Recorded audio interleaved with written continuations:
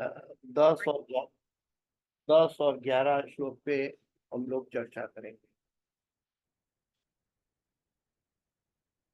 ओम नमो भगवते वासुदेवाय। ओम नमो भगवते वासुदेवाय। ओम नमो भगवते वासुदेवाय।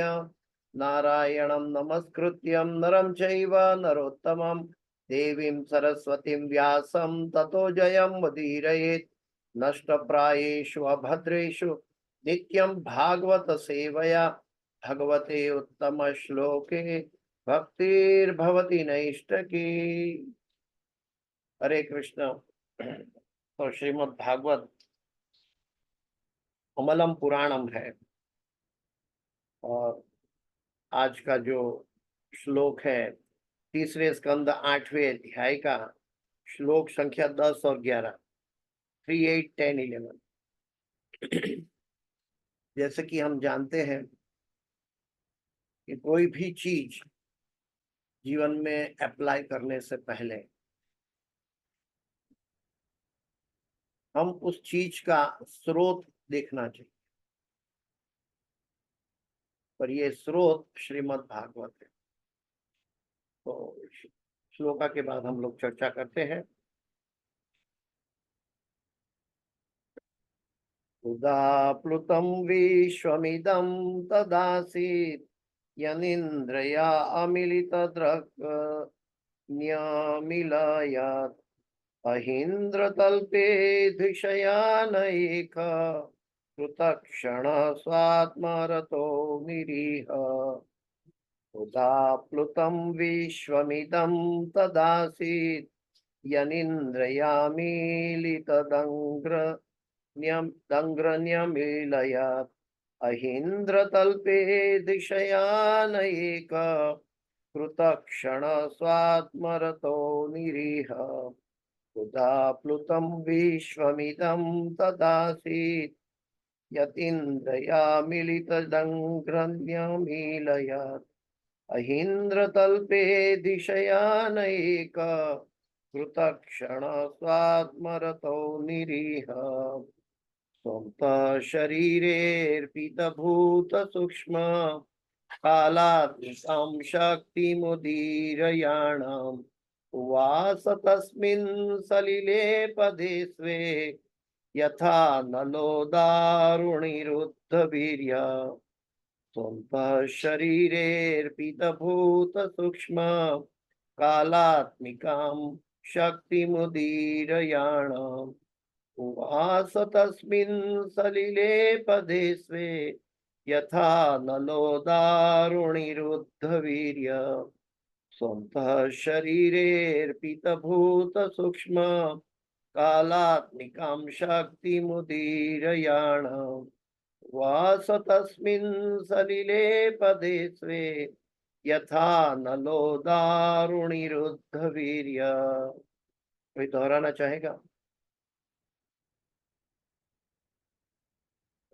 हरे कृष्ण। अगर किसी को दोहराना चाहते हैं तो दोहरा सकते हैं। प्रशांत प्रभु जी। हरे कृष्णा प्रभु जी। जी। शोवन्त शरीरे विद्युभूत सूक्ष्म कलात्मिका शक्तिमुदीरयाणः उवास तस्मिन् सलिले पदेष्वे यथा नलो दारुणरोड्डवीर्यः। हरे कृष्ण। गुरुवेंद्र वरेंद्र प्रभु जी। हरे कृष्णा प्रभु जी, प्रणाम।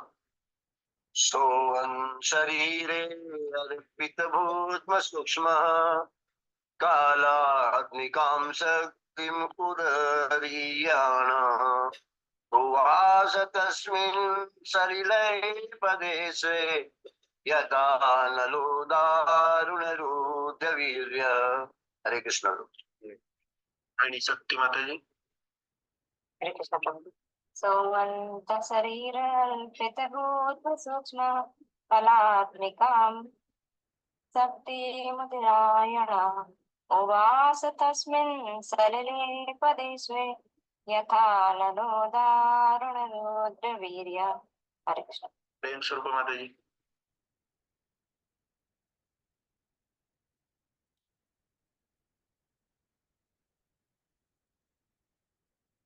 यस प्रभु जी हो। हरे कृष्णा। तो हम आगे चलते हैं, दोनों का अनुवाद पढ़ के फिर चर्चा करेंगे बाद में तात्पर्य के साथ। तो ये अध्याय का नाम है गर्भोदक्षाय विष्णु से ब्रह्मा जी का प्राकट्य। तो आज के 2 श्लोक के अंतर्गत अनुवाद प्रभुपाद जी बताते हैं कि उस समय जब तीनों जगत जल में निमग्न थे, तो गर्भोदक्षाय विष्णु महान सर्प अनंत की अपनी शैया में अकेले लेटे थे। यद्यपि वे अपनी निजी अंतरंग शक्ति में सोए हुए लग रहे थे और बहिरंगी शक्ति के प्रभाव से मुक्त थे, किंतु उनकी आंखें पूर्णतया बंद नहीं थी।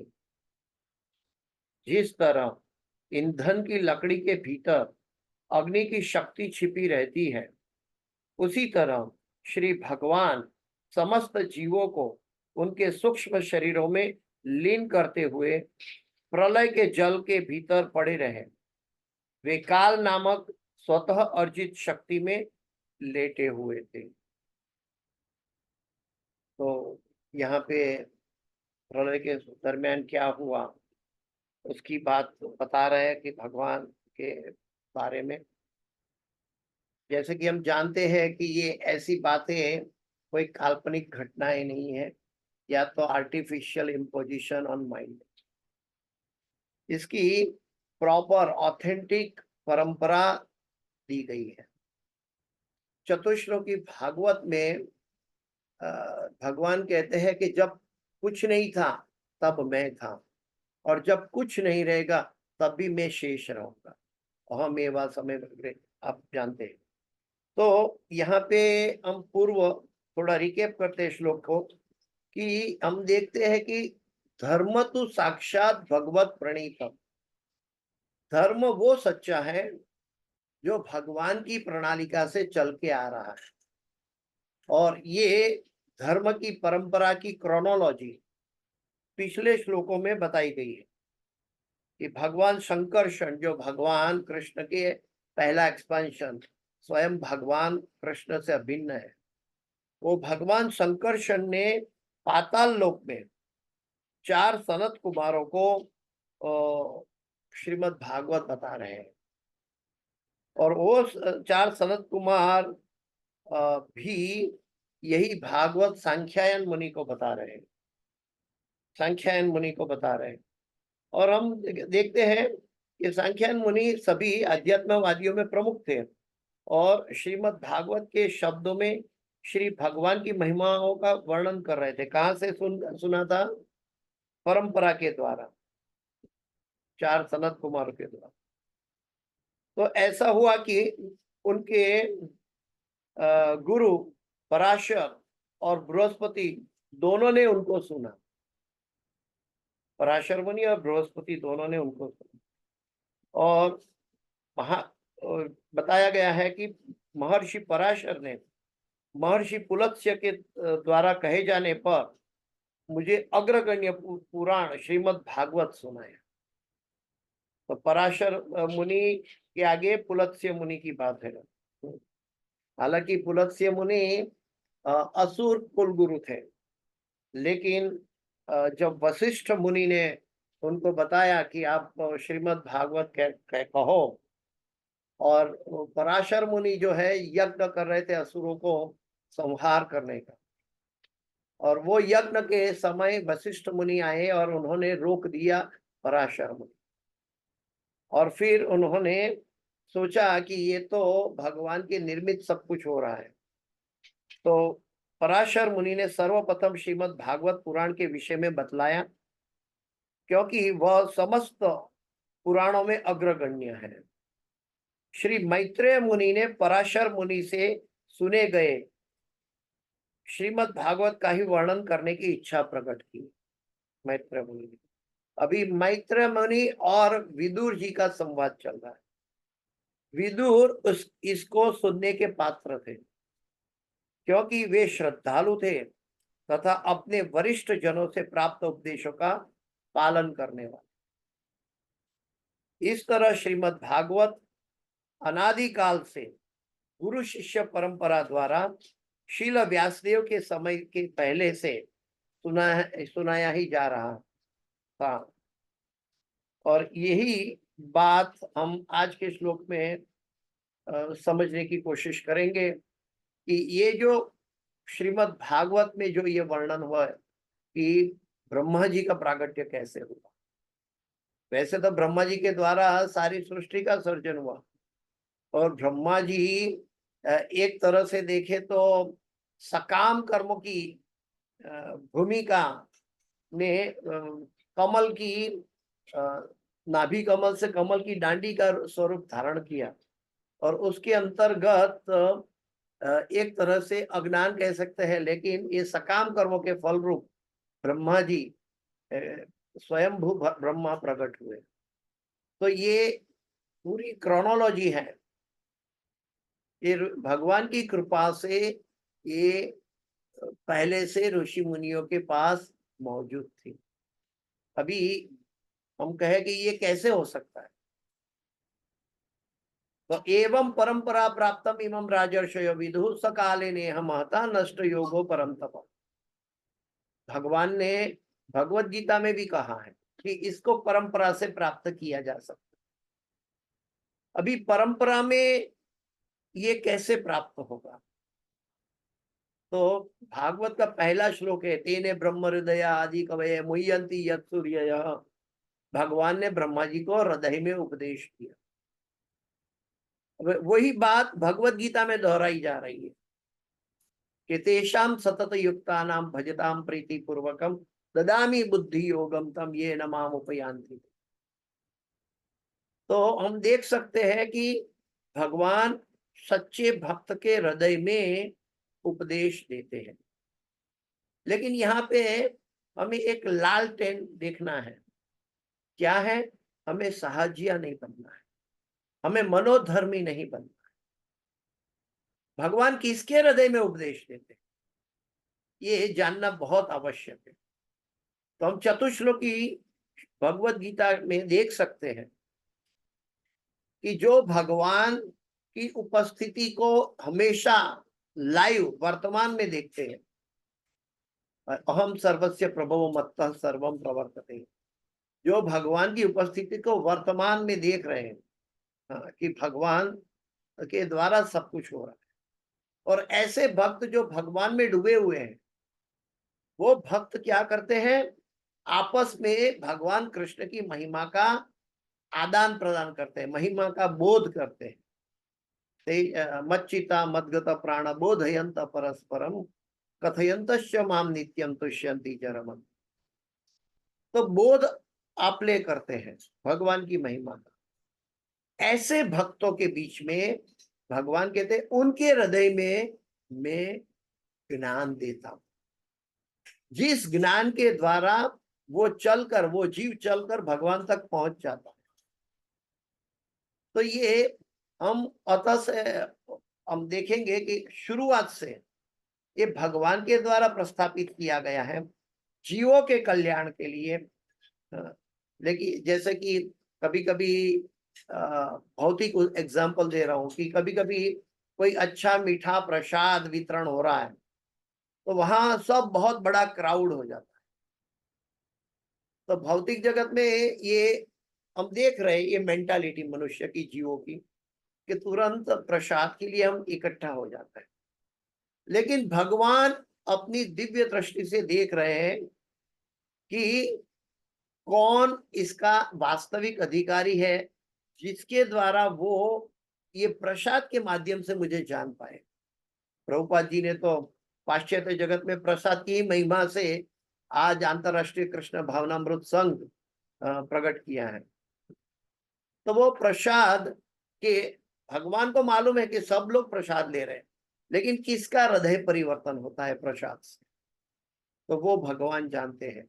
इसलिए क्राउड में कहीं मनुष्य दिखाई देते हैं कि प्रसाद लेने इकट्ठे हो गए, लेकिन भगवान को मालूम है कि उनको कहाँ पहुंचना है, उनको किसके हृदय में जाकर आत्मबोध मतलब भगवान का बोध उनको पहुंचाना है। भगवान स्वयं किसी को अन्याय नहीं करते। जिसकी रही भावना जैसी, ताकि देखी तीन मूरत तैसी। लेकिन जो व्यक्ति अपने बॉडीली कॉन्शियस के प्लेटफॉर्म पर प्रसाद का आनंद लेना चाहते हैं, तो भगवान उनको वो भी प्रदान कर देते। और जिसको जब प्रसाद लेते हैं तो वो सोचते हैं, ओ मैं तो यहाँ बैठा हूँ और भगवान ने जगन्नाथपुरी से मेरे लिए प्रसाद भेजा है। भगवान जगन्नाथपुरी में बैठ के मुझे याद कर रहे हैं। और ऐसे प्रसाद लेने के समय अपने आप को भगवान से जोड़ता है। ऐसे निमग्न भक्त को भगवान उनके हृदय में प्रेम के वशीभूत होने से उनके हृदय में ज्ञान देते हैं।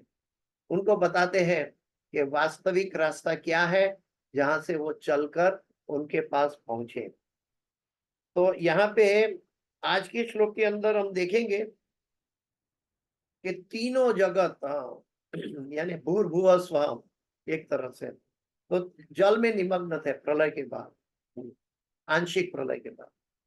और उसमें सभी जीव जो है भगवान में समाये हुए।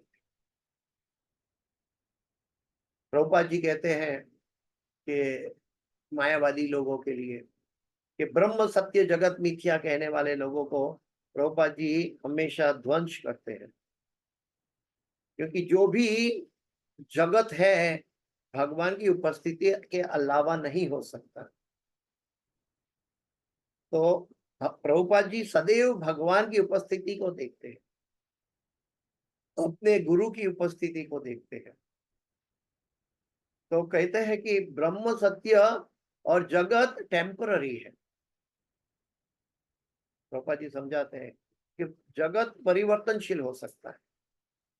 और उसी की बात यहाँ पे हो रही है कि जैसे कि कई लोग कहते हैं कि नदी का पानी जाकर समुद्र में मिल जाता है, तो अभी नदी रही नहीं, अभी वो समुद्र बन गई।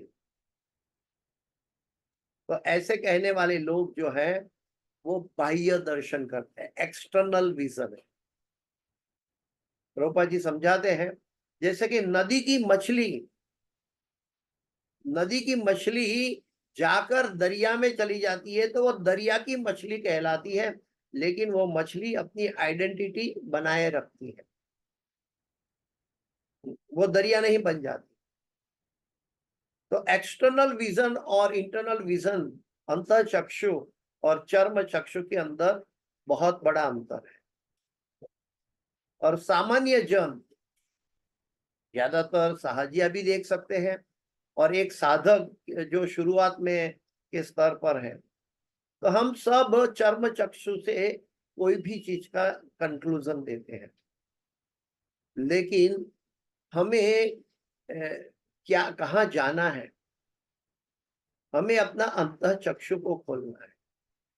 अभी कोई कहेगा अंतः चक्षु को खोलने की क्या जरूरत, क्या इसका मतलब क्या है?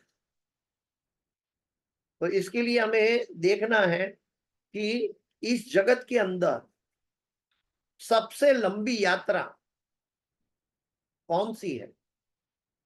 क्या जन्म मृत्यु जरा व्याधि है? नहीं। क्या 100 साल की आयु ये लंबी यात्रा है? नहीं। क्या ब्रजमंडल परिक्रमा लंबी यात्रा है? नहीं। क्या नवद्वीप परिक्रमा या जगन्नाथपुरी परिक्रमा लंबी यात्रा है? नहीं। क्या भारत के सभी तीर्थों का भ्रमण करना लंबी यात्रा है? नहीं। तो कौन सी लंबी यात्रा है? सबसे बड़ी लंबी यात्रा आचार्यगण बताते हैं कि मन से हृदय तक पहुंचना।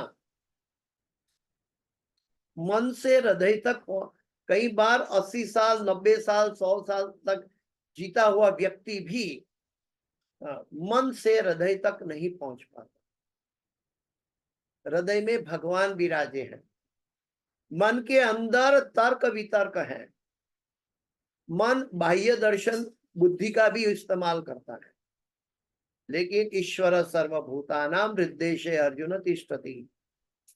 जब हमारा ओपिनियन भगवान के ओपिनियन के साथ मिल जाए तो उसको कहेगा कि वो व्यक्ति आत्म साक्षात्कार के पथ पर प्रगति कर रहा है।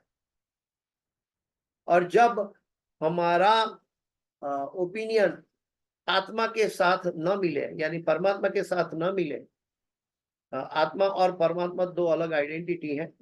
परमात्मा के साथ हमारी ओरिजिनल इच्छा सम्मिलित न हो तो हमें समझना है कि हम कहीं ना कहीं पाप कर रहे हैं। जब हमारे मन में द्वंद्व उत्पन्न होता है तो ये द्वंद्व हमारी पाप की ओर जाने की एक निशानी है। वास्तव में जो हृदय से और मन से एक है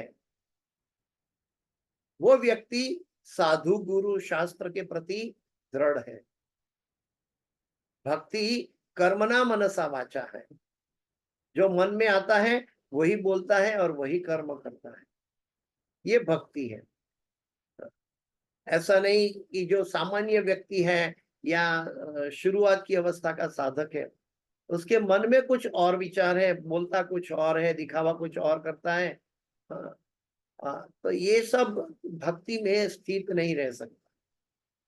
भक्ति में स्थित रहने से हमें दुनिया को नहीं दिखाना है। सबसे पहले ये जान लेना चाहिए साधक को, हमें दुनिया को दिखाने के लिए हम भक्ति नहीं कर रहे हैं। हम 16 माला अपने लिए कर रहे हैं। और हमारा अगर किसी को दिखाने की वृत्ति है तो हम गुरु और भगवान को दिखाएं। हमारे अंदर अपनी साधना में इतनी तीव्रता होनी चाहिए कि प्रभुपाद जी कहते हैं कि हम भगवान को देखने की कोशिश ना करें, भगवान स्वयं हमें देखेंगे। ये बहुत आवश्यक है। तो यहाँ पे गर्भोदक्षय विष्णु अनंत की शैया पर अकेले लेटे हुए थे।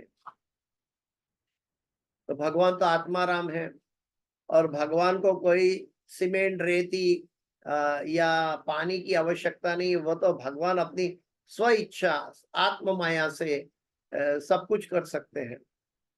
और भगवान अपनी अंतरंगा आत्म माया के द्वारा पूरी सर्प की शैया में विश्राम कर रहे हैं।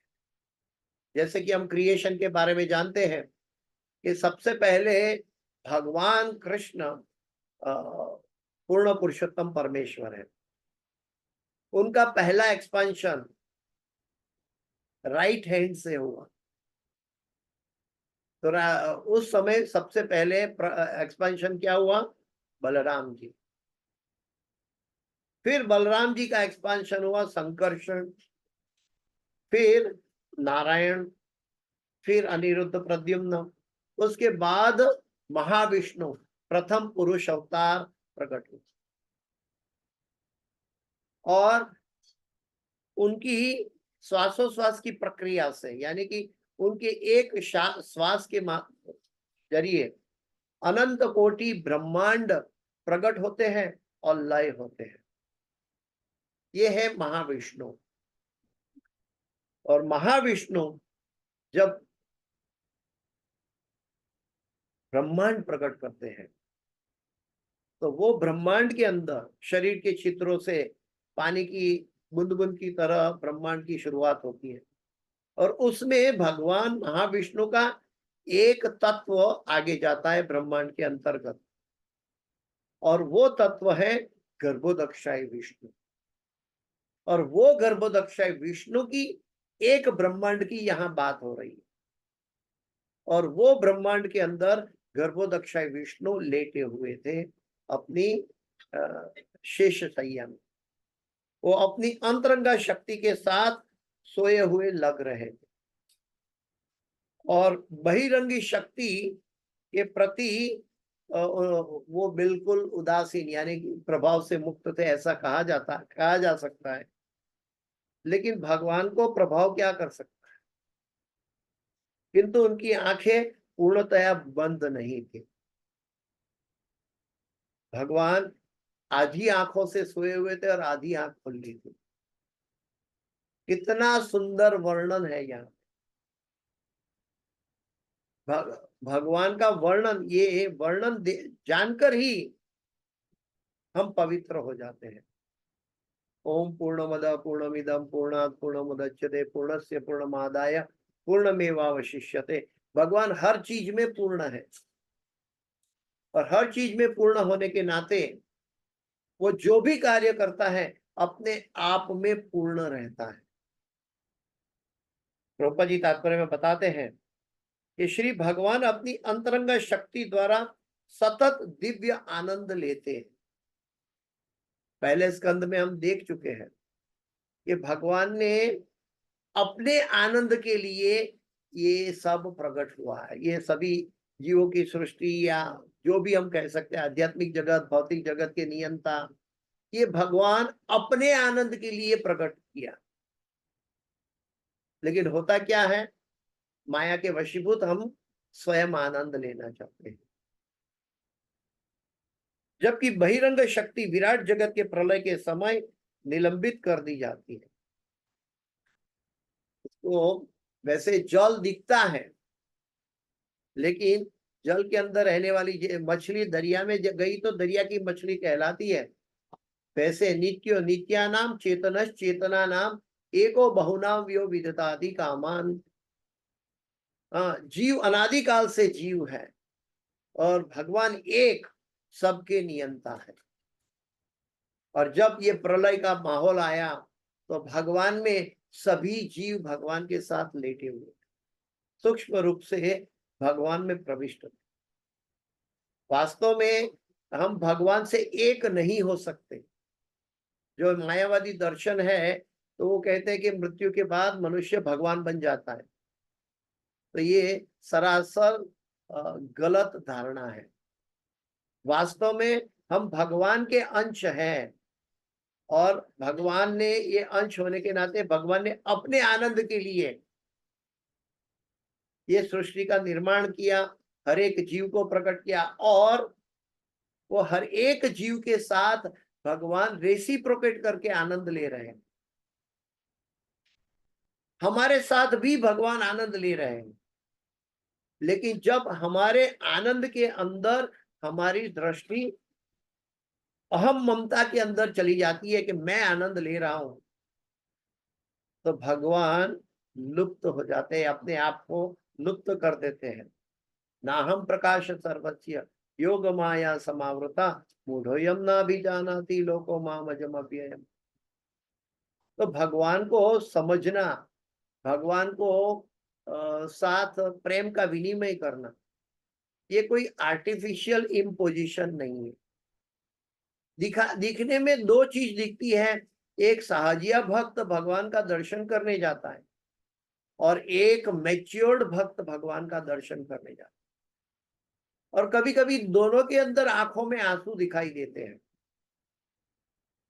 लेकिन एक बाहरी प्रदर्शन कर रहा होता है, एक सेंटिमेंटल होता है और एक भाव में डूबा हुआ होता है। दोनों की एनालिसिस कोई भौतिक जगत का व्यक्ति नहीं कर सकता। दोनों की एनालिसिस भगवान स्वयं परमात्मा बनकर बैठे हैं और करवाते हैं। सबसे बड़ी बात तो ये है कि हम ऐसा कार्य करें कि भगवान हमको देखे। ना हम वसामी वैकुंठे योगी नाम हृदये न च मद्भक्ता यत्र गायन्ति तत्र तिष्ठामि नाम। जैसे कि कहते हैं कि भगवान कहते हैं कि आप सोते सोते सोते मेरा नाम लेते हो तो मैं बैठे बैठे सुनता हूं। अगर आप बैठे बैठे भगवान का नाम लेते हो तो भगवान कहते हैं मैं खड़े रहकर सुनता हूं।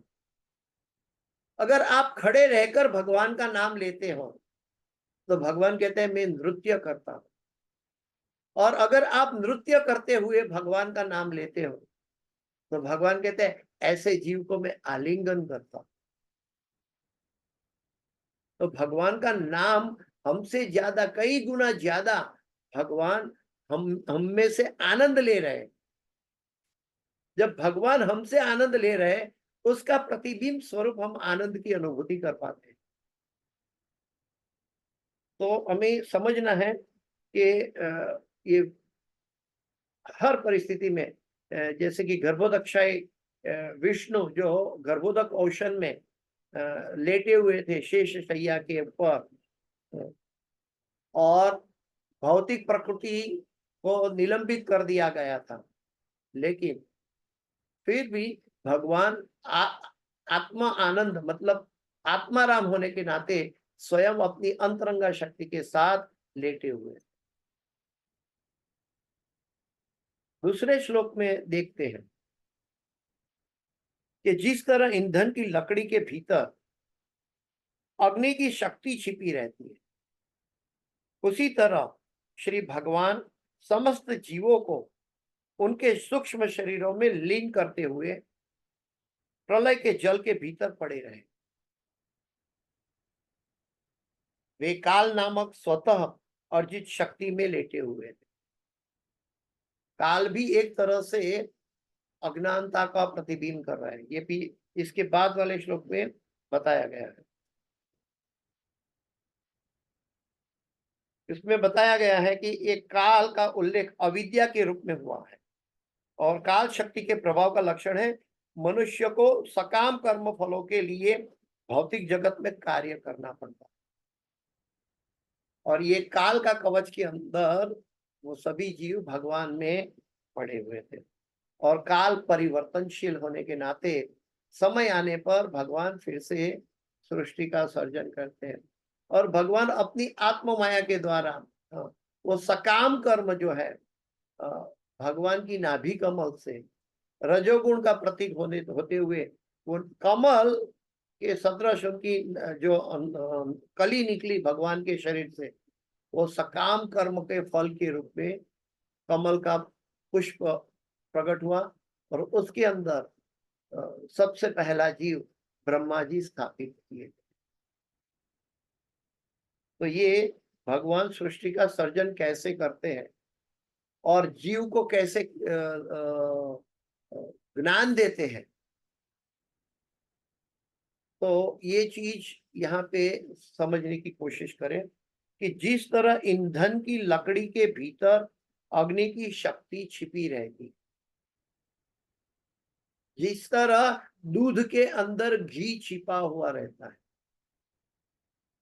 जी अभी आप देख ले कि दूध एक दिन में बिगड़ सकता है, जो अगर फ्रिज में नहीं रखते तो गर्मी के समय सामान्य वातावरण में रखेंगे, एक दिन या 1.5 दिन में दूध बिगड़ सकता है। दूध का जब मंथन होकर अंदर विकार डाला जाता है, दही बनता है, और वो दही का मंथन होने के बाद इसके अंदर जो अमृत निकलता है मक्खन रूपी, ऐसे अमृत को भी जब तपाया जाता है तब वो घी बन जाता है। जो 1.5 दिन में बिगड़ जाता है दूध, वो घी 1 साल तक बिगड़ता नहीं है, और बल्कि 1 साल से भी ज्यादा समय तक बिगड़ता नहीं। इसके अंदर डिफरेंस क्या है कि दूध के अंदर मंथन हुआ, और मंथन के बाद भी विकार के साथ जुड़े हुए भी मंथन करने के समय पता चला कि एक तरफ विकार है एक तरफ अमृत है, तो वो अपने आप अमृत को बाहर निकालते हैं, और वो है मक्खन। और ऐसे अमृत को भी जब बिल्कुल तराशा जाता है तब इसके अंदर से घी प्रकट होता है। ठीक ऐसे ही हमारे जीवन में भी हमें साधु गुरु और शास्त्र के जरिए आध्यात्मिक अमृत दिया जाता है, और ये आध्यात्मिक अमृत का मंथन करने के बाद हम इसके अंदर कृष्ण प्रेम नाम रूपी का घी प्रकट कर सकते हैं, जो कि शाश्वत रह सकता है। भौतिक जगत के अंदर परिस्थिति ऐसी है कि हम शाश्वत नहीं रह सकते। सकाम कर्म रूपी परिवर्तनशील जगत के अंदर हम कभी कृष्ण को याद करते हैं, कभी भूल जाते हैं। लेकिन हम आत्म मंथन करेंगे और भौतिक विकारों को भी साथ देखेंगे कि ये कितनी भयानक बात है अगर ये भौतिक चीजों में हम गिर गए तो हमारा लक्ष्य परिवर्तित हो जाए। जब भौतिक मन हमारा बाहरी परिस्थिति और दूसरे में हृदय में रहने वाले भगवान के दिए गए आदेश की परिस्थिति, साधु गुरु शास्त्र की परिस्थिति के साथ मन अपने आप में युद्ध करना सीखेगा, तब जाकर वो अमृत पैदा कर पाएगा। अमृत के अंदर वास्तविक उसकी दृष्टि कृष्ण प्रेम की ओर स्थित हो जाए। जैसे कि हम प्रभुपाद जी को देखते हैं, प्रभुपाद जी के शिष्य गण को देखते हैं, आचार्य गण को देखते हैं, वो सदैव, जैसे कि महाविष्णु अपने एक सांस से इतने ब्रह्मांड प्रकट करते हैं और जब सांस वापस लेते हैं तो अनंत कोटि ब्रह्मांड वापस आ जाता है। वो ब्रह्मांड के अंदर ब्रह्मा जी का 100 साल रहता है। वैसे जो भगवत भक्ति में स्थिर है, प्रभुपाद जी और उनके शिष्यगण, वो पद पद पर एक सांस बाहर निकालते हैं तो प्रभुपाद जी के लिए निकालते हैं, और वो सांस अंदर ग्रहण करते हैं तो प्रभुपाद जी के लिए करते हैं। ठीक वैसी अवस्था जब हमारी होगी, जब हम अपने गुरु को प्रसन्न करना चाहेंगे कि हमारा एक एक सांस साधु गुरु शास्त्र को समर्पित होगा, गुरु की प्रसन्नता पर समर्पित होगा, तब इसके अंदर से कृष्ण प्रेम शाश्वत बहेगा। हमारे आचार्य गण गुरु वर्य सदैव कृष्ण भावना में जुड़े हैं, उनको कृष्ण भुला नहीं जाता। वो जहां भी जाते हैं कृष्ण का कीर्तन करते हैं, कृष्ण का उपदेश देते हैं, कई जीवों का उद्धार करते हैं, और जब अकेले हैं तो माला जपते हैं या तो भागवत पढ़ते हैं। उनका कोई और एजेंडा है ही नहीं। अगर इस्कॉन को प्रस्थापित करना है, अगर गवर्निंग बॉडी की मीटिंग है, लेकिन इनका उद्देश्य जीवों को कृष्ण पहुंचाना है, ये भाव हमारे मन में हो जाए तो हम शाश्वत कृष्ण प्रेम को प्राप्त हो सकते, जो कि गुरुगण अपना आचरण से दिखा रहे हैं। और जो आत्म साक्षात के स्वरूप पर स्थित है, वो व्यक्ति हमेशा भौतिक प्रकृति की ओर नजर करके अपने आप को सुरक्षित रखता है। जो सुरक्षित नहीं रख सकता, उसके अंदर परिपक्वता की कमी है, मेरे जैसा। तो कहने का तात्पर्य ये है कि जिस तरह ईंधन की लकड़ी के भीतर अग्नि की शक्ति छिपी रहती है, उसी तरह श्री भगवान समस्त जीवों को उनके सूक्ष्म शरीरों में लीन करते हुए प्रलय के जल के भीतर पड़े रहे। वे काल नामक स्वतः अर्जित शक्ति में लेटे हुए थे। गीता में भी भगवान कहते हैं कालोस्मि अहम, भगवान ही काल है, और ये काल बह रहा है, परिवर्तनशील है। एक सेकंड जो चली गई, उसको पूरी दुनिया की संपत्ति इकट्ठा करके वो हमारी आयु की वो सेकंड वापस नहीं ला सकते। पूरी दुनिया की संपत्ति इकट्ठा कर लो, वो एक मिनट एक सेकंड वापस नहीं ला सकते जो चली जा रही है। और भक्त जो होता है वो चतुर होता है, ऐसी ही सूक्ष्म सेकंडों को और मिनटों को सदुपयोग कर लेता है, और इसलिए वो कृष्ण भावनामृत में स्थायी रह सकता है। आइए प्रभुपाद जी के साथ देखते हैं तात्पर्य में। जब तीनों लोग, ऊर्ध्वलोक, मध्यलोक और अधोलोक, प्रलय के जल में निमग्न हो गए, वैसे तरह तरह के प्रलय होते हैं। अब ब्रह्मा जी के एक दिन में भी प्रलय होता है, और ब्रह्मा जी के हर साल में प्रलय होता है। ब्रह्मा जी की आयु पूरा होने के बाद भी महाप्रलय होता है। तो ब्रह्मा जी क्रिएटर है, और भगवान ये जो प्रलय करते हैं एक तरह से जीवों की रिफाइनिंग प्रोसेस है। भगवान चाहते हैं कि सभी जीव अपने आप का कल्मश दूर करें। फिलोसॉफिकली अगर हम कॉन्कोक्शन करें, अगर हम फिलोसॉफिकली कॉन्कोक्शन करते हैं, तो कोई भी चीज को धोना है तो हम पानी से धोते हैं। वैसे तो भगवान का अंश अलिप्त है भौतिक चीजों से, लेकिन पानी से धोते हैं। ठीक वैसे ही भगवान सभी जीवों का सुहृदम सर्वभूतानां, सभी जीवों का कल्याणकारी मित्र है। तो काल नामक प्रवाह से भगवान हमें सतत धो रहे हैं, और आगे जाके प्रलय नाम से के जल के द्वारा भी जीवों का कल्याण करते हैं। तो महाभारत के युद्ध में सिर्फ अर्जुनों का, पांडवों का पक्ष नहीं लिया था भगवान। दिखाई देता था कि पांडवों की फेवर में है, लेकिन साथ साथ भगवान समोहम सर्वभूतेषु, तो भगवान विपक्ष के सभी जीवों के, योद्धाओं के भी मोक्ष प्रदान कर रहे हैं।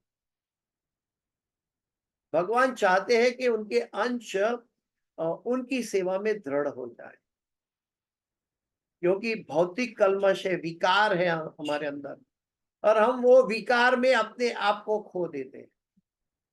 कभी कभी दूध का दही बना लेते हैं और घी बनाने की बजाय दही में आनंद पाकर खुश हो जाते हैं। यह है भौतिक जगत की परिस्थिति। भौतिक जगत की परिस्थिति में हमारे अंदर विकार तो आ जाते हैं और हम दूध की जगह दही बन जाते हैं। लेकिन वो दही में आनंद लेता है कि दही बहुत अच्छा है, हेल्थ के लिए बहुत अच्छा है, डाइजेस्टिव है। वो शरीर को डाइजेस्टिव देखता है, शरीर के लिए क्या डाइजेस्टिव है, एक्सटर्नल है। लेकिन जो व्यक्ति धीर है, वो व्यक्ति ये दही का घी बनने तक अपने आप को स्थिर रखता है। हमें भी भक्ति में स्थिर होने की आवश्यकता है। और ऐसा नहीं कि जो व्यक्ति के हृदय में भगवान के लिए भक्ति में स्थिर है, उसको इस दुनिया का किसी भी व्यक्ति का प्रमाण नहीं चाहिए, प्रमाण पत्र नहीं चाहिए। उनको तो सिर्फ अपने गुरु और भगवान का प्रमाण पत्र चाहिए, जिसको देखकर अगर गुरु प्रसन्न हो जाए तो समझना कि हमारा अस्तित्व सही दिशा में जा रहा है। गुरु की प्रसन्नता बहुत महत्वपूर्ण है, और गुरु चाहते हैं कि अगर हम गुरु का भाव को ग्रहण करते हैं, तो गुरु चाहते हैं कि आप स्वयं तो शुद्ध रहे, लेकिन मैं जिस तरह सभी जीवों को कृष्ण भावनामृत पहुंचा रहा हूं, उसी तरह सभी उनके शिष्यगण भी वो कार्य में गुरु की सहायता करें। ये गुरु के हृदय को जीतने की टॉप सीक्रेट है। स्वयं जन्म सार्थक करी करो परोपकार, और इसीलिए भगवान भी इस जगत के अंदर आते हैं। अपने नाम का प्रचार के लिए चैतन्य महाप्रभु प्रकट हो गए, ताकि हमारे जैसे अबूझ जीवों को कृष्ण प्रेम रूपी धन प्रदान कर सके। गोपी गीत में गोपियों का भी यही मत है। तव कथामृतम तप्त जीवनम कवि भी रीड़ितम कल्मषापहम श्रवण मंगलम श्रीमदाततम भुवि गृणंति ते भूरिदा जना। क्या कहा? भुवि गृणंति ते भूरिदा जना। जो भगवान की महिमा का श्रवण करके ये महिमा दूसरों को पहुंचाता है, वो मनुष्य में सबसे बड़ा बुद्धिमान है। इसके अंदर साइंटिफिक फॉर्मूला भी प्रभुपाद जी ने बताई है कि ये साइंटिफिक प्रोसेस है। कैसे? कि जैसे हम श्रवण और कीर्तन दोनों करेंगे तो हमारा स्मरण शाश्वत हो जाएगा। हमारी एक दुर्दशा ये है कि हमारी चैंटिंग के समय भी हमारा मन स्थित नहीं रहता है। मेरी तो ये दशा है। लेकिन ये श्रवण और कीर्तन अगर साथ में केंद्रित रहेगा तो हम स्मरण में स्थित रह पाएंगे। श्रवण का अर्थ है कि आत्मा कृष्ण को ढूंढ रहा है भागवत कथा के अंदर, और वो कृष्ण को, कृष्ण की महिमा, कृष्ण की सृष्टि, कृष्ण की शक्ति को जो अनुभव कर रहा है भागवत के जरिए, भक्तों के जरिए, और वो ही बात स्वयं अनुभव करके दूसरों को प्रदान करता है। ऐसा नहीं अपने लिए इकट्ठा करते रहो करते रहो करते रहो, छोड़ दो फिर दूसरे को। दो प्रकार के भक्त हैं, भजनानंदी और गोष्ठियानंदी। दोनों एक तरह से भक्त कहलाते हैं। भजनानंदी भक्त अपना उद्धार कर लेता है, लेकिन गोष्ठियानंदी सबसे गोष्ठी करके सबका कल्याण करता है। और इसलिए गीता में भगवान कहते हैं कि अर्जुन, तेरे और मेरे ये जो संवाद है, वो जो दूसरों को बताएगा उससे अधिक न मुझे कोई मैं जिसको प्रेम करता हूँ वो न कोई अधिक मुझे प्रेम करता था, न करता है और न करेगा। वो मुझे बहुत अधिक प्यारा लगेगा, भगवान कहते हैं। तो भगवान को सर्व अधिक प्यारा होने का कारण ये है कि हम श्रवण और कीर्तन दोनों करें। ये दोनों महत्वपूर्ण अंग है। अगर हम श्रवण नहीं करते तो हम कीर्तन भी नहीं कर पाएंगे, स्मरण की तो बात ही दूर है। तो जब हमारे श्रवण में कहीं ना कहीं कमी है, तब कीर्तन में कमी होती है, और कीर्तन में कमी होती है तो स्मरण में भी कमी होती है। जब हम हरिनाम जप करते हैं तो उसके ऊपर ध्यान केंद्रित नहीं होता है, तो हमारा स्मरण भी भ्रमित रहता है। ये प्रभुपाद जी की बताई गई फॉर्मूला है, साइंटिफिक फॉर्मूला। एक सर्किट पूरी करनी है, श्रवण और कीर्तन। श्रवण और कीर्तन में हम डुप्लीकेट रह सकते हैं। बृहद भागवतामृत में सनातन गोस्वामी कहते हैं कि श्रवण और कीर्तन में हम डुप्लीकेट रह सकते हैं, लेकिन स्मरण में डुप्लीकेट नहीं चलेगा। क्योंकि जैसे हम स्मरण में डुप्लीकेट हुए, हम स्मरण से बाहर आ जाएंगे। तो ये स्मरण बहुत महत्वपूर्ण है, क्योंकि वही तो हमारा जीवन का मंथन है, परिपक्व फल है। और वो अंते नारायण स्मृति, ये स्मरण की परिपूर्णता दिखाता है।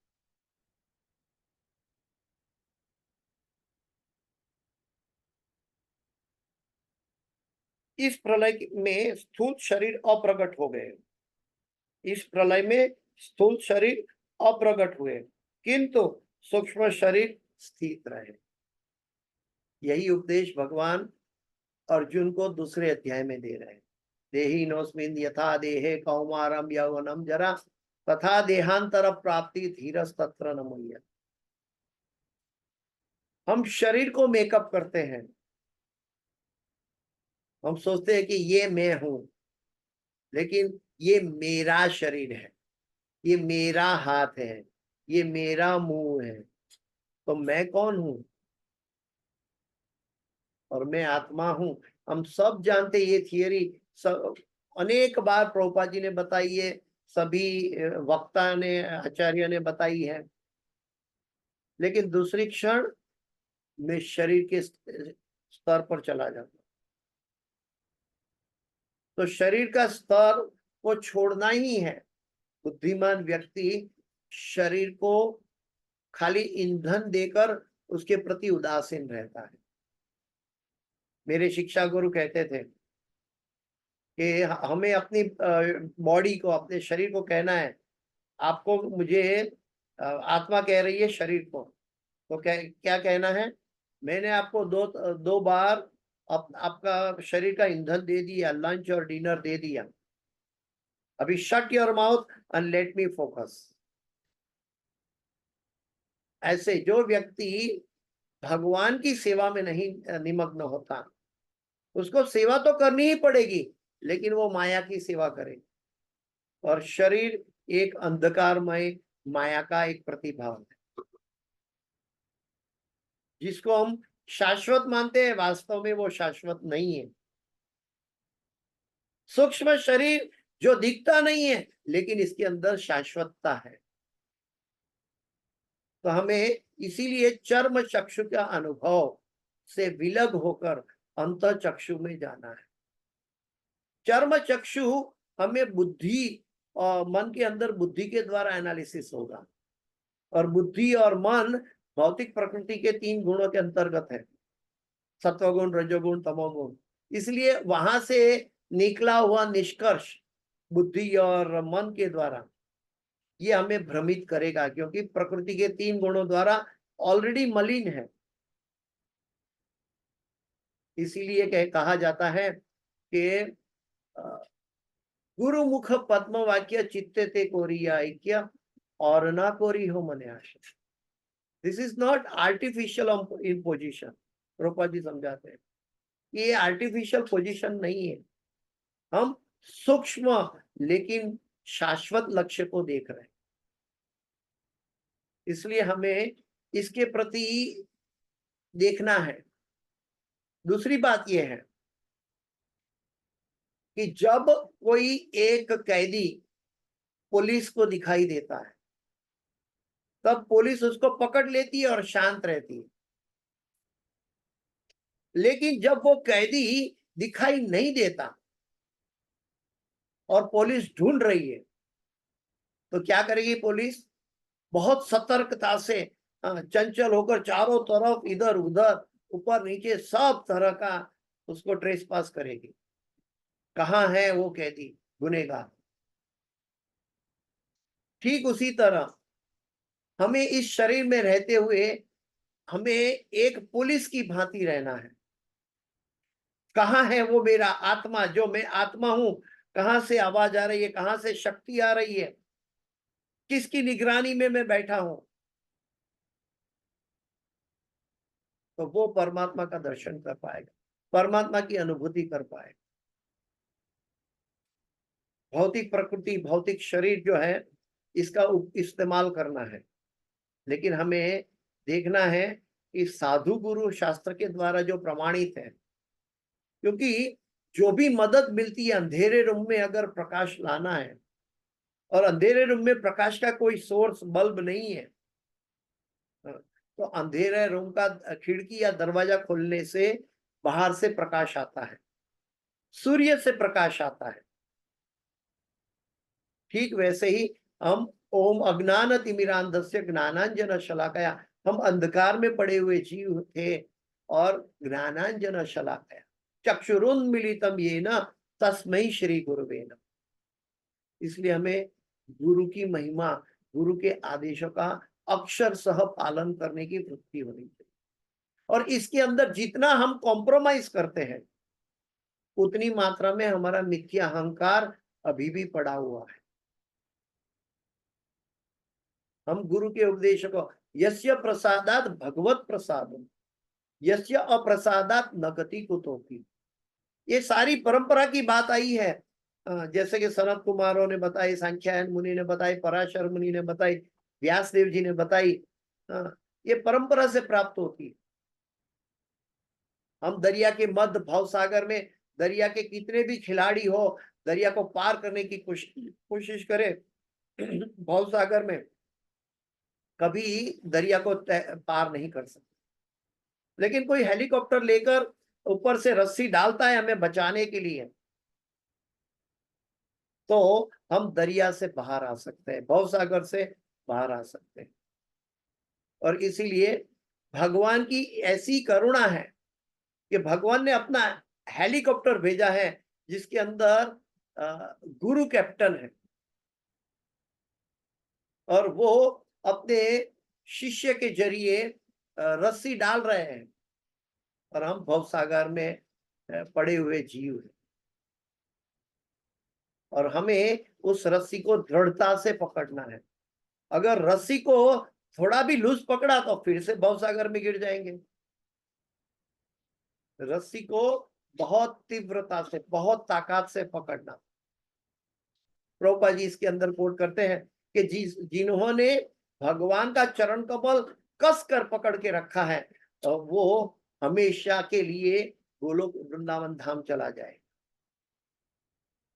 जिसने गुरु की उपदेश को कस कर पकड़ के रखा है, यस्य प्रसादात भगवत प्रसाद। तो कितने सूक्ष्म शरीर में स्थित रहे। जिस तरह भौतिक सृष्टि का जल पड़ा रहता है, इस तरह भौतिक शक्ति पूर्णतया निशेष नहीं हुई, जैसा कि भौतिक जगत के पूर्ण प्रलय में होता है। इसमें प्रभुपाद जी एक तरह से सृष्टि का सर्जन का वर्णन कर रहे हैं, प्रलय का वर्णन किया है कि सृष्टि के सर्जन के पूर्व ब्रह्मा जी की उत्पत्ति कैसे हुई। और हम तो सीधे कहते हैं कि ब्रह्मा जी स्वयंभू है, नाभि कमल से प्रकट हो गए। लेकिन वास्तव में ये कैसे फलित हुआ, तो यहाँ पे आगे का एक अनुवाद में पढ़ना चाहूंगा कि श्री भगवान अपनी अंतरंग शक्ति में 4000 युग चक्रों तक लेटे रहे। एक युग नहीं, चतुर्युग का चक्र, ऐसे 4000 युगों तक चक्रों में तक लेटे रहे और अपनी बहिरंगा शक्ति से जल के भीतर सोते हुए प्रतीत हुए, जो कि आज का श्लोक है। जब सारे जीव काल शक्ति द्वारा प्रेरित होकर, जब सारे जीव काल शक्ति के द्वारा प्रेरित होकर अपने सकाम कर्मों का आगे विकास करने हेतु बाहर आ रहे थे, तो उन्होंने अपने दिव्य शरीर को नीले रंग का देखा। यहाँ पे बताया कि विष्णु पुराण में प्रभुपाद जी कहते हैं कि विष्णु पुराण में काल शक्ति का उल्लेख अविद्या के रूप में हुआ। काल शक्ति का प्रभाव का ये लक्षण है कि सकाम कर्मों के फल के लिए भौतिक जगत में कार्य करना पड़ता है। तो सकाम कर्म से हमें विरक्त होना चाहिए। अकाम सर्व कामो वा मोक्ष काम उदारधि तीव्रेण भक्ति योगेन यजेत पुरुष परम। हमें ये चीज शुरुआत में बताई गई है भागवत के अंदर, अकाम सर्व काम। चाहे हमारे अंदर अकाम है, हम सिर्फ भगवान के लिए कार्य कर रहे हैं, भगवान की प्रसन्नता, गुरु की प्रसन्नता हमारे अंदर है, या पूरे भौतिक जगत के एजेंडा हमारे मन में है। अकाम सर्व कामो, मोक्ष काम उदारधि, या हमें मोक्ष की इच्छा है। तीव्रेण भक्ति योगेन यजेता पुरुष, हमें भगवान की भक्ति तीव्रता से करनी चाहिए। उत्साह निश्चया धैर्य तत्त कर्म प्रवर्त। तीव्रता, तीव्रता अगर हमारे अंदर नहीं है, इसका मतलब है हम दो बोट में पांव रखना चाहते हैं। ये मेरा भी एक एजेंडा है कि मेरे अंदर भगवान की भक्ति की तीव्रता पैदा नहीं हो रही।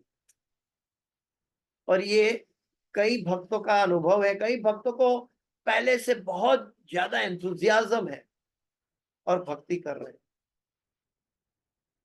तो उनको देख के भी, उनका संग करके भी हमारे अंदर तीव्रता आनी चाहिए। तीव्रता बहुत महत्वपूर्ण शब्द है। गोस्वामी कहते हैं उत्साहात निश्चयात धैर्यात, ये तीन बहुत आवश्यक है। उत्साह यानी तीव्रता होनी चाहिए, निश्चया डटे रहना है, यही निश्चय है।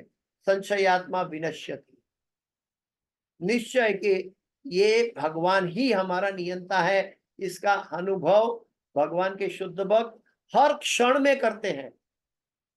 संसारी लोग तीर्थाटन पे करते हैं, या तो कई मंदिर में दर्शन करने जाते हैं तब करते हैं, लेकिन भगवान का शुद्ध भक्त हर समय, हर सेकंड, हर मनोव्यथा में भगवान की उपस्थिति को देखता है। ये बहुत आवश्यक है। उत्साह निश्चया धैर्य, और परिपक्वता तो धैर्य से प्राप्त होगी। आपके पास लाख रुपया हो, 2 लाख रुपया हो, पैसा का अभिमान हो, आपने अपने 2 लाख रुपये से अमेरिका जाने के लिए टिकट खरीद ली है, आपने अपनी भौतिक बुद्धि से वीजा प्राप्त कर लिया है,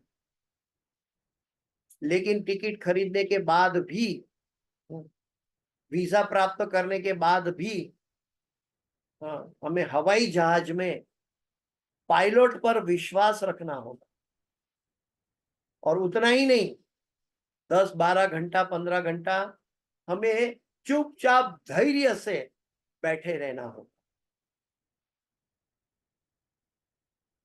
कि मुझे विश्वास होना चाहिए कि ये एरोप्लेन हवाई जहाज सही नाविक के मतलब सही कैप्टन के हाथ में है और वो मुझे अमेरिका ले जा रहा।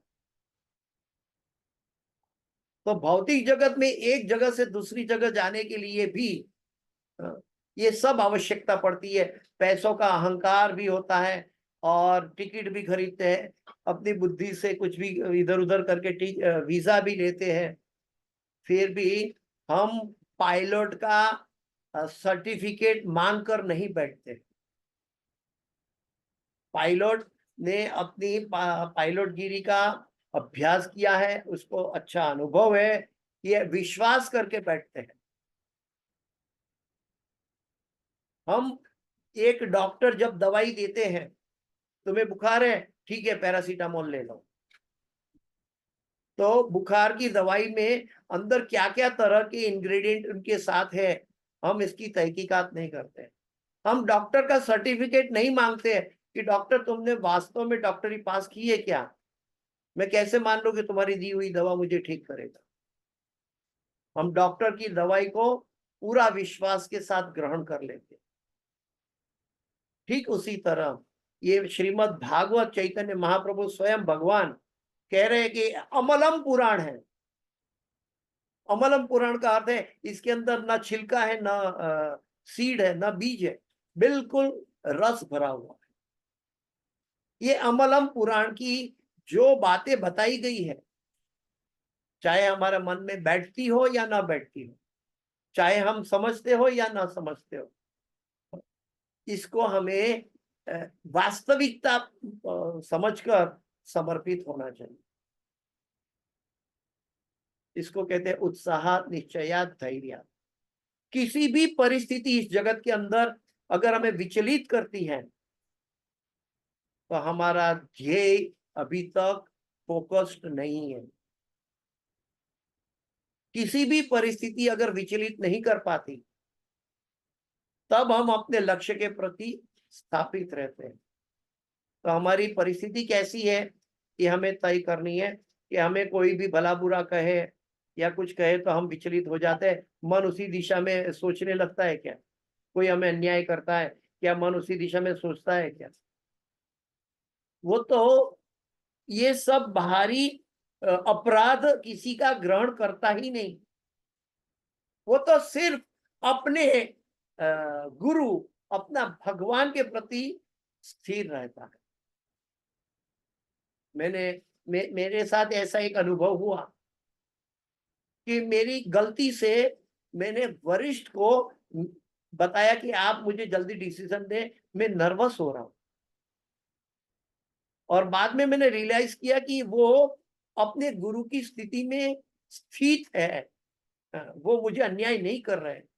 मुझे अपनी गलत धारणा का अनुभव हुआ। मैंने साष्टांग दंडवत प्रणाम करके माफी मांगी तो वो प्रभु जी मुझे कहते हैं मुझे तो पता ही नहीं है कि आपने कोई अपराध किया है। क्यों? क्योंकि उनको पता है कि मैं तो गुरु की सेवा में स्थित हूं। ये शुद्ध भक्त का लक्षण है। वो किसी का अपराध ग्रहण नहीं करते। कोई अज्ञानता में कर भी दे अपराध तो भी ग्रहण नहीं करता। हमें समझना चाहिए कि हम कैसे गुरु के प्रति या भगवान के प्रति केंद्रित हो, क्योंकि जो व्यक्ति विचलित हो जाता है वो अहम सर्वस्व प्रभव भूल जाता है, सुहृदम सर्वभूतानाम भूल जाता है।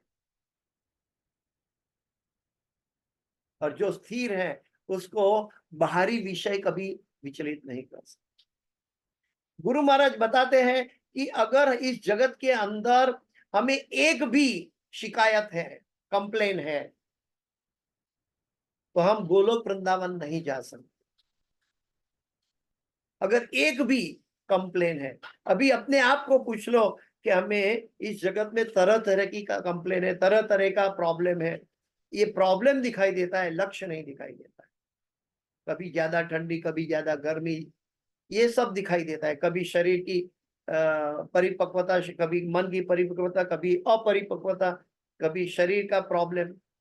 अभी देखिए हमारे गुरु महाराज इस होली ने जय पताका स्वामी आचार्य पाद, वो बाहरी अवस्था में स्थित ही नहीं है। वो सदैव अपने गुरु की सेवा में निमग्न है, और इसीलिए उनका हर सांस प्रभुपाद को समर्पित है। ये पंकजांगरी प्रभु ने कहा कि मैंने ऐसा, मेरे जीवन में एक ही व्यक्ति 2014 में उन्होंने कहा था कि मेरे जीवन में मैंने एक ही व्यक्ति ऐसा देखा है। उन्होंने कहा था, उनके शब्द, कि जो प्रभुपाद जी के लिए श्वास लेता है या प्रभुपाद जी के सांस बाहर निकलता है। और गुरु अपने आचरण से, अपनी आचारी से शिष्य को सिखाता है कि कैसे हमें गुरु मुख पदो वाक्य में स्थित रहे। मैं विषय तो चेंज किया, लेकिन ये विषय चेंज करने का मतलब इसीलिए है कि भागवत के हर एक श्लोक, हर एक अक्षर, ब्रह्मा की उत्पत्ति की सभी बातें पूर्णतया वास्तविक सत्य है। जो मेरा सीमित मन, सीमित बुद्धि उसको शायद समझे या ना समझे, लेकिन मुझे धर्म तो साक्षात भगवत प्रणीतम ये सोर्स मिल रहा है। हाँ, ये अभी गर्भोदक्षय ओशन में ब्रह्मा जी की उत्पत्ति की बात बताई, लेकिन ये भागवत की परंपरा भी पिछले श्लोकों में बताई गई कि हम जो भी चीज करते हैं भागवत से, ये बोनाफाइड परंपरा से आना चाहिए, बोनाफाइड श्रोता या वक्ता होना चाहिए। वास्तव में मैं एक तरह से कहा जाए तो मेरे अंदर कोई लायकात नहीं है। एक तरह से मैं शायद किसी भी मात्रा में हिपोक्रेट कर रहा हूं कि मैं पूर्णतः समर्पित नहीं हूं। लेकिन प्रभुपाद जी कहते हैं क्योंकि मैं अपने गुरु के वचनों पे आपको बता रहा हूं, इसलिए वो वचन सही है। मैं मेरे अंदर कहीं गलती हो सकती है, मैं कभी गलती कर बैठ सकता हूँ, अपराध कर बैठ सकता हूँ, क्योंकि मैं पूर्ण नहीं हूँ। ये प्रभुपाद जी समझाते हैं, उनके शिष्यगण समझाते हैं। तो हम कैसे कह सकते हैं कि हम पूर्णतया मैच्योर है? हमारे अंदर तो इमेच्योरिटी का खजाना पड़ा हुआ है, तर्क वितर्क करने की आदत पड़ गई है। लेकिन गुरुजन, भक्तजन हमें मौका देते हैं कि हम भगवान की महिमा को सब तक पहुंचाए। ये गुरु के शब्द को रिपीट करना है। ये तात्पर्य में प्रभुपाद जी के तात्पर्य के अंदर कितनी गहराई है उनके एक एक वाक्य के अंदर, इसके लिए ये सब मैंने कहा है कि वास्तव में गुरु करवाते हैं, हम नहीं करते। गुरु समझाते हैं, हम नहीं समझते। गुरु, हर एक साधना भी हमारी गुरु के द्वारा प्रस्थापित हो रही है, लेकिन हम कहते हैं कि मैं 10 साल से चांटिंग या 50 साल से चांटिंग, जो भी है। कहने का तात्पर्य ये है कि ये श्रीमद् भागवत है, अमलम पुराण है, स्वयं श्रीमती राधा रानी ने कहा है, इसलिए हमें इसके ऊपर स्थित हो जाना चाहिए। भज गोविंदम, भज गोविंदम, गोविंदम भज मूढ़ मते। हरे कृष्ण। तो मैं इसके साथ अपनी वाणी को विराम देने जा रहा हूँ। इस क्लास की कोई भी सुकृति है, मेरे गुरु महाराज इस होली ने जय पताका स्वामी आचार्य पाद गुरु महाराज की है, और इस क्लास के अंदर कोई भी गलती, क्षति या त्रुटि रह गई है तो वो मेरी अपनी है, कृपया मुझे क्षमा करें। वांछा कल्पतरुभ्यश्च कृपा सिंधुभ्येव च पतितानां पावनेभ्यो वैष्णवेभ्यो नमो नमः। अनंत कोटि वैष्णव वृंद की जय, शिल प्रभुपाद की जय, गुरुदेव महाराज की जय, श्रीमद् भागवतम की जय, समावेत भक्त वृंद की जय। मैं आप सब भक्तों का ऋणी हूँ कि आप मुझे गुरु की सेवा करने का मौका दे रहे हैं। हरे कृष्ण। किसी का कोई प्रश्न? प्रभु जी 2-3 हैंड राइज। जी राजेंद्र महाराज जी प्रभु जी। महाराज हरे कृष्णा। जय गुरुदेव। मैं महाराज नहीं हूँ, मैं सेवक हूँ। हाँ जी बताइए। हाँ प्रभु जी, मैं ये बोल रहा हूँ, मैं रस्सी पकड़ता हूँ कस के, हम्म, पर उसी टाइम आपने अभी कहा, पर उसी टाइम हम बीमार पड़ जाता हूँ, हम और क्या बीमार के साथ हाँ आपने बोला रस्सी हम ढंग से पकड़ नहीं पाते हो, इसीलिए नीचे गिर जाते हैं। हाँ हाँ, तो रस्सी पकड़ता हूँ जब अच्छी तरह से, तो बीमार पड़ जाता हूँ, सभी तरह से कंट्रोल करता हूँ। फिर बीमार पड़ने के बाद जो हम दवाई खाते हैं वो भी मांस का दिया हुआ होता है, रोजुकोस गोल्ड। तो उसमें जो खोल बनता है वो मांस की होता है, अंदर दवाई होती है। तो वहां हम भ्रष्ट हो गए, पहला।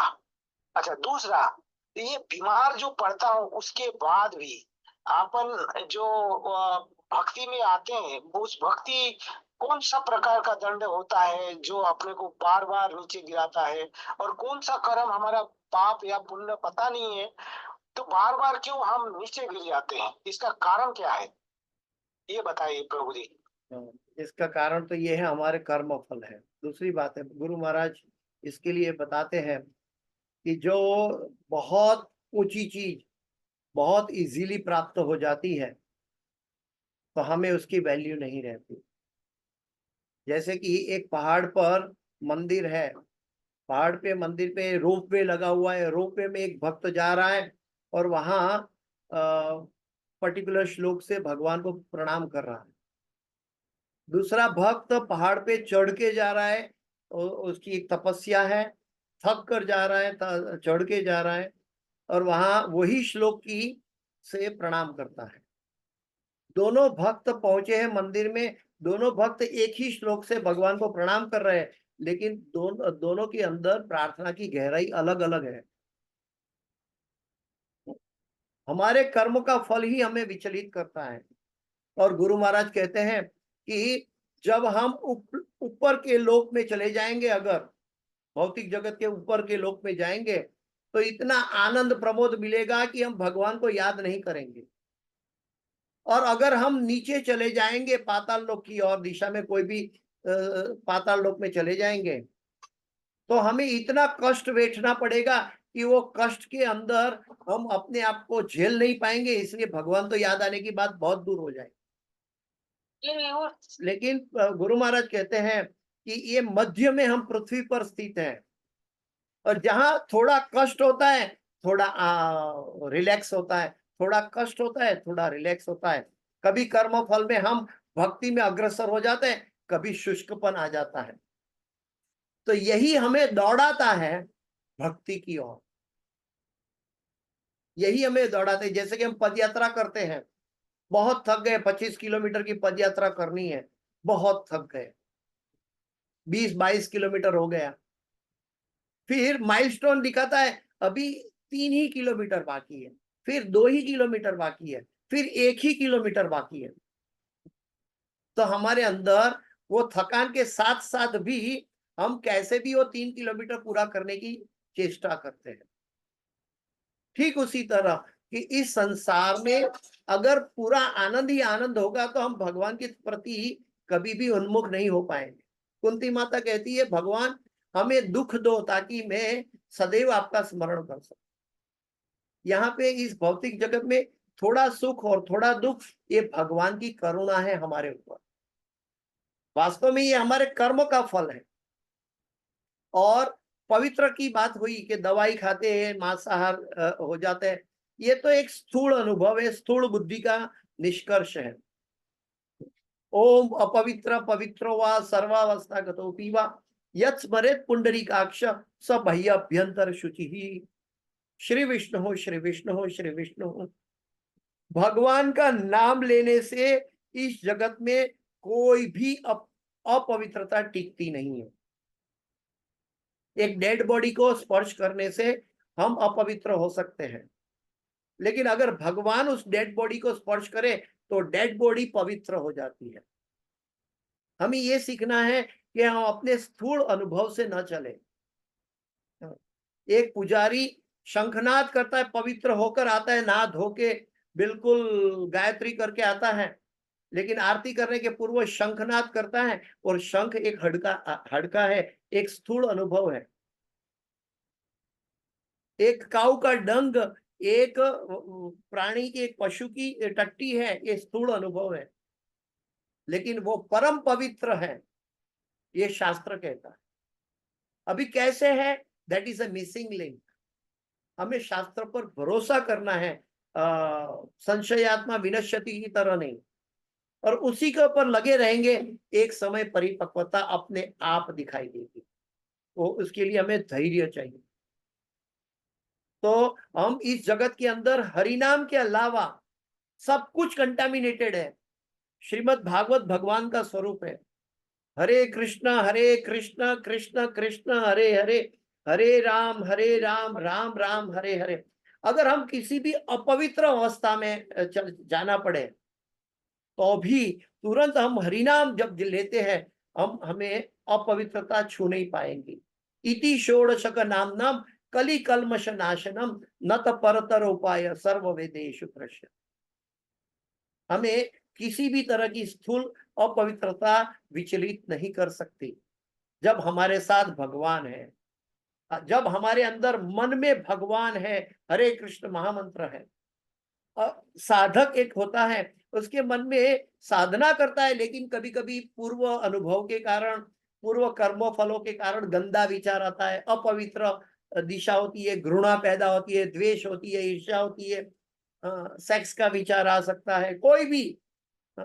लेकिन उसी तरह भक्त दौड़ कर जाता है, ओ नरसिंह भगवान कृपा करके मेरी रक्षा की। आप तो त्वरित प्रकट होने वाले हैं और मेरे मन में ये कल्मश पैदा हो रहा है, तुरंत मेरी रक्षा कीजिए। और तुरंत आप देखेंगे थोड़ी क्षणों में आप नरसिंह भगवान के द्वारा रक्षित हो जाएंगे। लेकिन प्रॉब्लम क्या है कि हम इंद्रियों के वशीभूत होकर उस अवस्था में आनंद लेना चाहते हैं, या तो इसका प्रतिभाव दिखाना चाहता है, मैं गुस्सा करता हूं, मेरे अंदर काम है, क्रोध है, लोभ है, इसका प्रतिपादन मैं करता हूं, वशीभूत, अहम ममेति के वशीभूत होकर। लेकिन हम स्थूल शरीर नहीं है, ये मूर्खता का प्रदर्शन है। हम आत्मा है, और हमें साधु गुरु शास्त्र के प्रति केंद्रित रहना। तो इसीलिए भौतिक कल्मश जो भी हो, भक्त तो ये दिखता है कि सब में कुछ अच्छाई चीज देखता है। भक्त ये देखता है कि अगर ये दवाई की गोली के अंदर कोई मांसाहार है, तो वो प्राणी जिसका मांस मेरे मुंह में आ रहा है, उसका भी हरिनाम के साथ कल्याण हो जाएगा, उसका भी उद्धार हो जाएगा। वो अपने मांसाहार को नहीं देखता, बल्कि वो भगवान ने इस जीव का मांस हमको भेजकर उसका कल्याण चाहा है। गुरु डॉक्टर ने हमें दिया है, भगवान की सेवा करनी है, इसलिए अपने आप को स्थूल शरीर को तंदुरुस्त रखने के लिए मैं दवा ले रहा हूं। लेकिन हमारी भावना क्या है, सब में क्या बोलता है, दोष देखने की भावना है। हमें दोष देखने की भावना को दूर करना पड़ेगा। हमें सब में कुछ ना कुछ अच्छा गुण है। वो डॉक्टर के हृदय में भी परमात्मा बैठे हैं, वो परमात्मा के द्वारा मुझे, उसकी अनुमति के द्वारा वो आत्मा डॉक्टर मुझे ये दवाई दे रहा है। अगर किसी भी परिस्थिति में अगर हमें अभिमान आ जाता है, तो हम भगवान को नहीं समझ पाएंगे। हर परिस्थिति में कृष्णमय देखना है, कृष्ण की उपस्थिति को देखना है, तब हम ठीक रहेंगे। इसके अंदर हम डॉक्टर की दवाई की गोली के अंदर हम अपनी बुद्धि लगाएंगे, तो हमें 15 साल अभ्यास करके डॉक्टर बनना पड़ेगा, जो हमारे पास नहीं है। और फिर भी अभ्यास करके डॉक्टर भी बन जाए, लेकिन हमारा जीवन का लक्ष्य प्राप्त नहीं हो। जीवन का लक्ष्य प्राप्त करने के लिए समय बह रहा है, बाद में 15 साल मुझे कृष्ण के पास पहुंचने के लिए कम पड़ जाएगा, तो दूसरा जन्म लेना पड़ेगा। इसलिए भक्त सतर्क रहता है। वो चाहता है, एक भक्त ने दूसरे भक्त को कहा, जब साक्षरस प्रेमदास प्रभु जी लंदन से आए थे और वो कीर्तन करके सभी को प्रवचन कर रहे थे, तो उन्होंने प्रवचन की शुरुआत में कहा, आप सबको 25 साल भक्ति में एडवांस होना है क्या? तो सबने हाथ ऊंचा कर दिया कि हाँ एडवांस होना है। तो बोलता है कि मैं 25 साल से भक्ति में हूं और मैंने जो अनुभव किया है वो मैं आपको बताने जा रहा हूं। अगर आप इसको ग्रहण कर पाओगे तो आप 25 साल एडवांस हो जाओ। अगर आप ग्रहण नहीं कर पाओगे तो आपके कर्मों की श्रृंखला चलती है। आप अपना भगवान की इच्छा के अनुसार आप अपना समय लोगे वहां तक पहुंचने के लिए। अभी 25 हमारी आयु तो बहुत कम है, 25 साल का फल मिल जाता है, तो हम उससे आगे जाने का 26वें साल जाने के लिए तैयारी करना चाहिए। ये बुद्धिमत्ता है और शास्त्र हमें सीधा बुद्धिमत्ता प्रदान करता है, हमें भक्ति का ज्ञान देता है, हमें एकेडमिक ज्ञान नहीं देता। ठीक है प्रभु जी, हरे कृष्ण। हाँ, हरे कृष्ण प्रभु जी, धन्यवाद, प्रणाम। जय गुरु। तो किसी का और का दूसरा प्रश्न कोई? दीपेंद्रनाथ। हरे कृष्ण प्रभु जी, दंडवत प्रणाम। जय गुरुदेव, जय गुरु। प्रभु जी बहुत बढ़िया क्लास रहा, आपकी गहराई से अनुभव अच्छी तरीके से समझने की प्रयास कर रहे थे और गीता से आपने अलग अलग तरीके से इतनी अच्छे अच्छे श्लोक को समझाने की प्रयास कर रहे थे, वो जान के बहुत अभिभूत हुआ हूँ। तो प्रभु जी थोड़ी सी इस जगह पे मेरी थोड़ी सी जिज्ञासा है। जैसे आपने एक जगह पे बताया था एवं परंपरा प्राप्तम एवं राजस्व विदु, तो भगवान यहाँ पे बोल रहा है ये जो ज्ञान है दिव्य ज्ञान विलुप्त तो हो गया है, तो अर्जुन को जो कुरुक्षेत्र की मैदान में जो दे रहे थे वहां से ये स्टार्ट हुआ। ये एक पहला सवाल। और दूसरा सवाल ये है, अंते नारायण स्मृति आपने बताया, जैसे सारे भक्त तो जानते हैं अंते नारायण स्मृति, लेकिन प्रभु जी ये जो स्थूल शरीर है, इस स्थूल शरीर में तो पीड़ा से तड़पते रहते हैं, तो उस समय के अपने में ये नारायण अंत नारायण स्मृति के संभव हो पाते हैं प्रभु जी? थोड़ी सी इस जगह पे दृष्टिपात कीजिएगा। हरे कृष्ण। ये सब गुरु की महिमा है, शास्त्र की महिमा है, मेरा कोई अचीवमेंट नहीं है। पहली बात तो ये है। दूसरी बात ये है कि भगवान ने गीता में ये भी कहा कि ये ज्ञान मैंने पहले सूर्य को कहा था, फिर मनु को कहा था, इक्ष्वाकु को कहा था, और ये ज्ञान लुप्त हो गया। और ये ज्ञान सनातन है। सनातन धर्म का अर्थ है एवर एग्जिस्ट। उसका जन्म नहीं होता है, उसका मृत्यु नहीं होता है। जैसे सूर्य का उदय होता हुआ दिखाई देता है और सूर्य का अस्त होता हुआ दिखाई देता है, लेकिन सूर्य कभी मरता नहीं है, हमारी आंखों से ओझल हो जाता है। वैसे हमारी आंखों से वो ज्ञान ओझल हो रहा था समाज के जीवों की दृष्टि से, तो वो भगवान प्रस्थापित करने स्वयं आते हैं। धर्म संस्थापनार्थाय संभवामि युगे युगे। धर्म का अर्थ है, प्रभुपाद जी ने समझाया, हमारा कर्तव्य। हमारा कर्तव्य क्या है ये सिखाने के लिए भगवान हर समय हर युग में अवतार लेते हैं।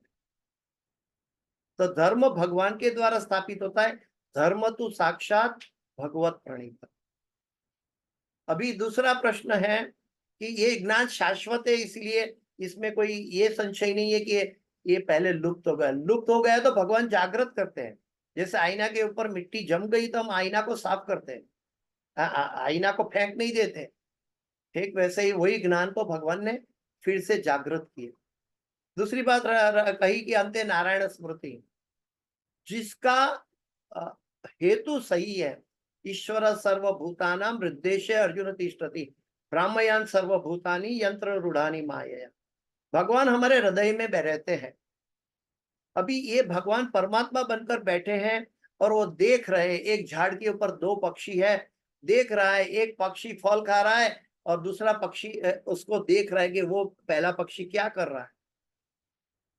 उपद्रष्टा अनुमंता च भर्ता भोक्ता महेश्वर। तो ये पक्षी देख रहा है।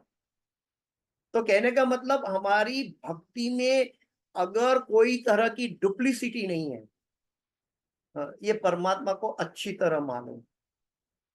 अगर परमात्मा को मालूम है कि ये व्यक्ति किसी भी तरह का डुप्लीकेट एपिसोड के ऊपर जाना नहीं चाहता, बल्कि मेरे प्रति प्रेम से हृदय से समर्पित है, तो भगवान ने वचन दिया है कि जब तुम कफ पित्त वायु में मृत्यु की सैया में पड़े होंगे, तब मैं स्वयं आकर तुम्हारे हृदय में, तुम्हारे कानों में तुमको मेरा नाम लेने के लिए जागृत कर दूंगा।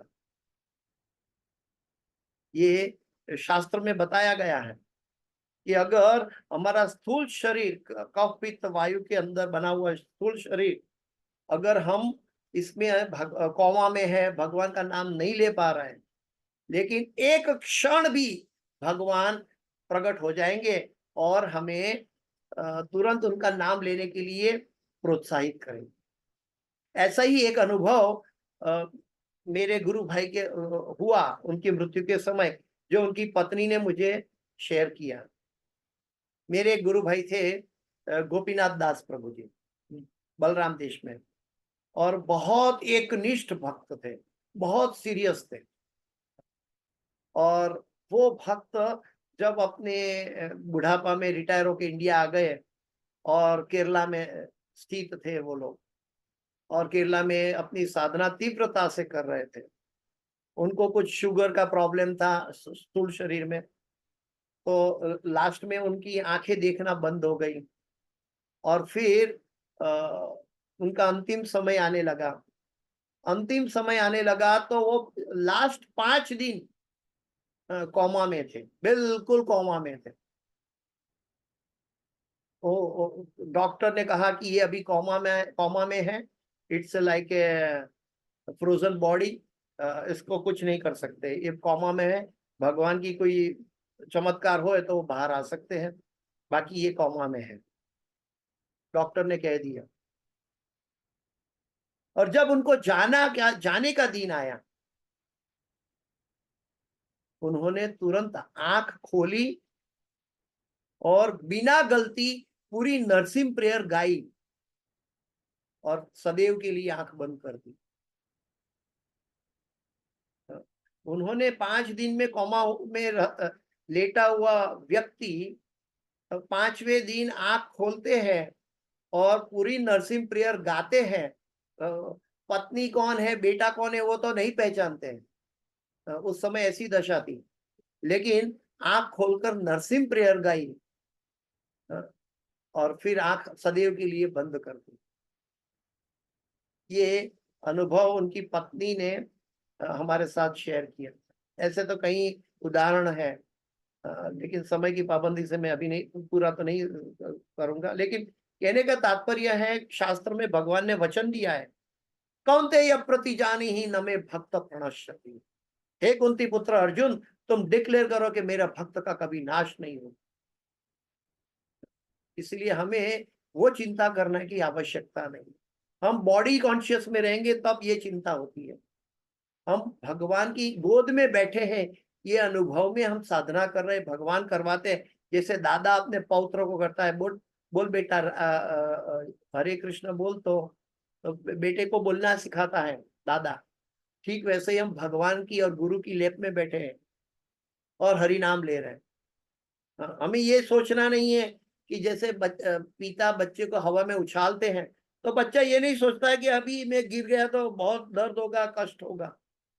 बच्चा हंसता है और पिता को आनंद दे रहा है और पिता उसको पकड़ लेता है।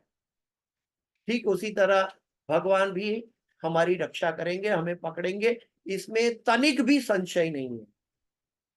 लेकिन हमारी तरफ से ये जरूरी है कि हमारी आस्था भगवान पर पूर्णतया केंद्रित हो। हम अपनी साधना एक क्रिया के स्तर पे ना करें, बॉडी कॉन्शियस के स्तर पे ना करें, अहंकार के स्तर पे ना करें, बल्कि ये हमें दिव्यता प्रदान हुई है।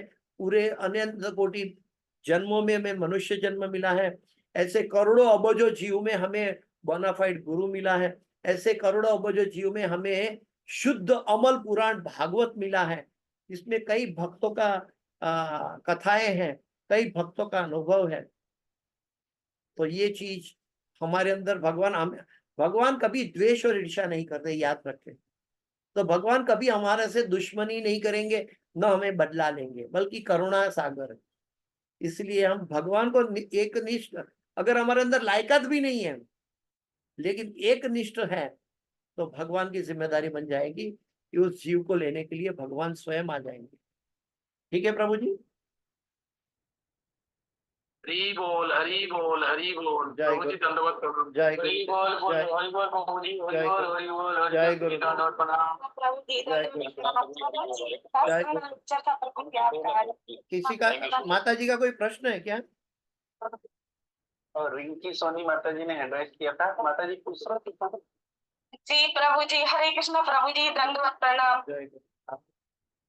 जी प्रभु जी, आपका आज लेक्चर बहुत सुंदर था और बहुत सरल शब्दों में आपने मतलब बहुत हम लोगों की मतलब इतनी क्षमता भी नहीं है कि इतना मतलब समझ सके, इतना आपने आज हमें 1 घंटे में मतलब आपने बता दिया हर तरीके से। मेरा छोटा सा क्वेश्चन था प्रभु जी कि जैसे हम भौतिक जगत में काम करते हैं, जैसे प्रभु जी हम जब करते हैं तो मतलब हमें सब चीजें टेंशन सभी चीज याद आती है, लेकिन मैं बिजनेस वूमेन हूँ, जब मैं पैसे गिनती हूँ या कुछ ऐसा काम करती हूँ तब मुझे भगवान क्यों नहीं याद आते कि हम उसमें भी कुछ मिस्टेक करें। वो काम तो हम अच्छे से कर लेते हैं लेकिन जब उतने अच्छे से नहीं कर पाते।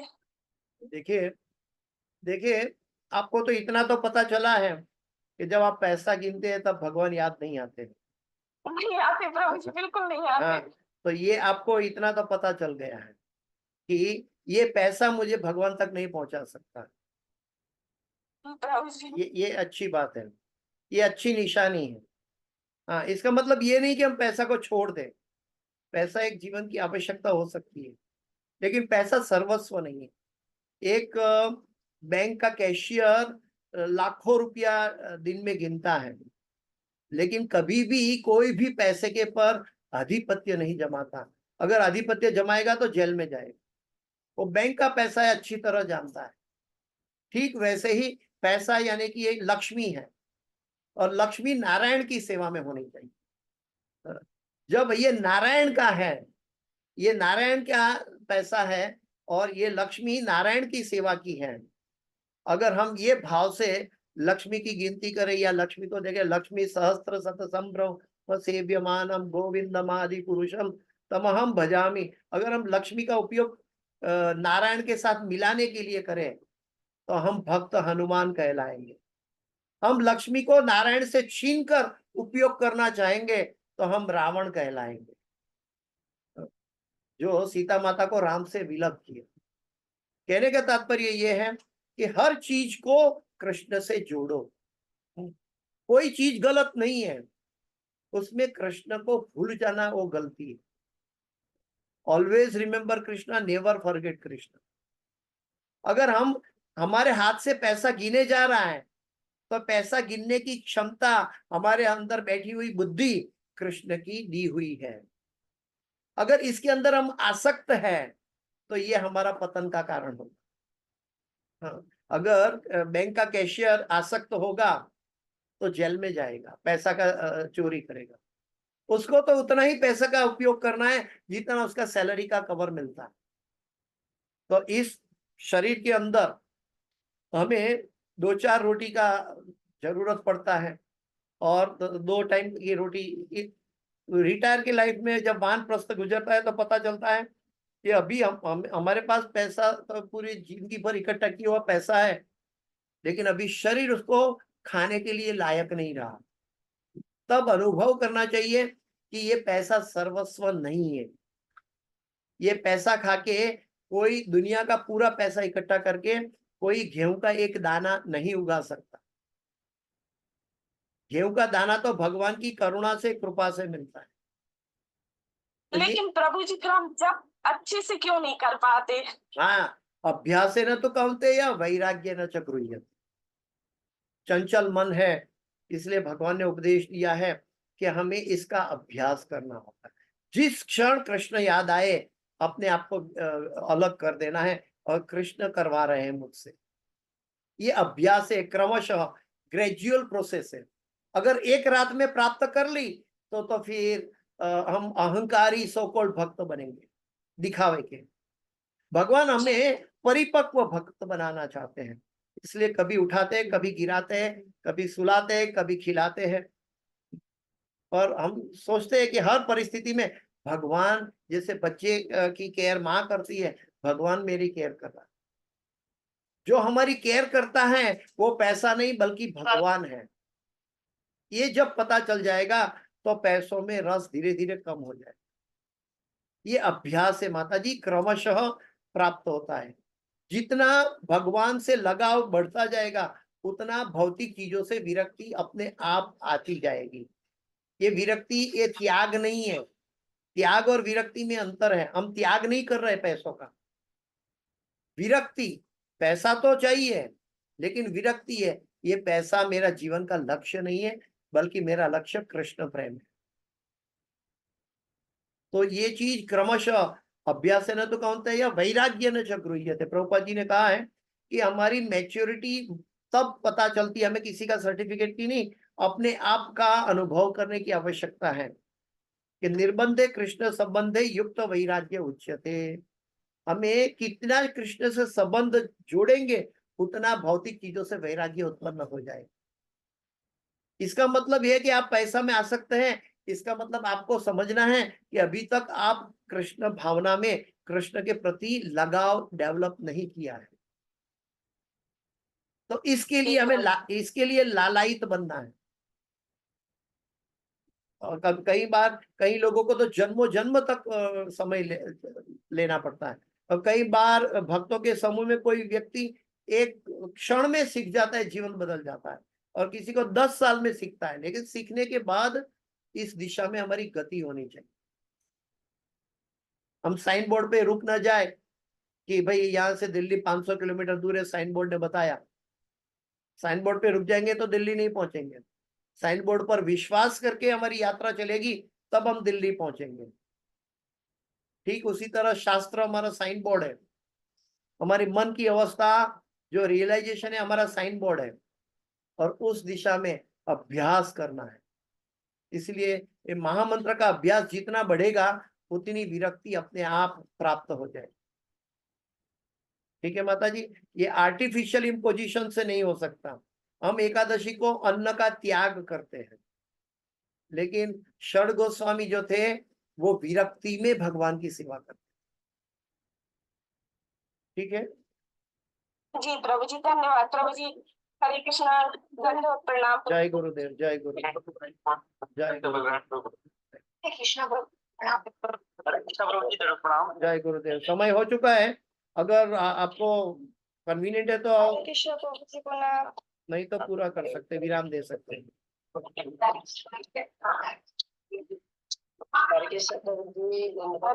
जय गुरुदेव, जय गुरुदेव, प्रणाम। जय गुरु, जय गुरु, जय गुरुदेव, जय गुरुदेव, जय गुरुदेव, जय गुरुदेव, जय गुरुदेव। मैं आप सबसे विराम ले रहा हूँ। हरे कृष्णा, हरे कृष्णा। मैं आप सबसे विराम ले रहा हूँ।